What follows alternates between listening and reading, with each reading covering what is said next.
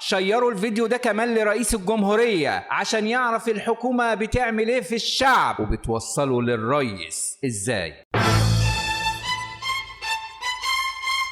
لو الحقيقة مش بتوصل لك يا ريس، يبقى مين اللي بيحكم بينك وبين الشارع؟ حضرتك قلت يا ريس في تقرير جالي على ان مواطنين ادوا لحد فلوس عشان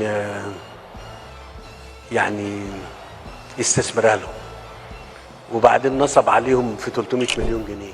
لكن يا ريس مش ده اللي حصل. التقرير اللي جالك من الحكومة غلط يا ريس. المواطنين ما كانوش بيسلموا فلوسهم لحد يستثمرها. الواقعة مرتبطة بتمويلات وأسماء وبيانات مواطنين من غير علمهم يا ريس، من خلال منظومة مالية رسمية حكومة على علم بيها. وهنا المصيبة يا ريس، لو الحكومة بتوصل لحضرتك معلومات مش صح، يبقى المواطن يثق فيها ازاي يا ريس؟ ومشكلتنا مع الحكومة مش بس في القرارات والقوانين اللي اتعبت وحملت الناس فوق طاقتها يا ريس، المشكلة انها كمان مش بتنقل لحضرتك معاناة الشعب وحقيقة اللي بيحصل في الشارع. وعشان كده يا ريس احنا مش عايزين تبريرات، احنا عايزين الحكومة دي تتحاسب والوزراء اللي فيها تتعاقب. ولو الحكومة فقدت ثقة الشعب يبقى لازم ترحل يا ريس، لأن الحكومة مش وظيفتها تقول للرئيس كلام يطمنه، وظيفتها تقول له الحقيقة حتى لو الحقيقة بتوجع يا ريس. لو اللي على مكتب حضرتك يا ريس غير اللي بيحصل في الشارع، فالمشكلة مش في التقرير وبس، المشكلة إن الحكومة نفسها بقت حاجز بين الرئيس والشعب. شيروا الفيديو ده كمان لرئيس الجمهورية عشان يعرف الحكومة بتعمل ايه في الشعب وبتوصله للرئيس ازاي.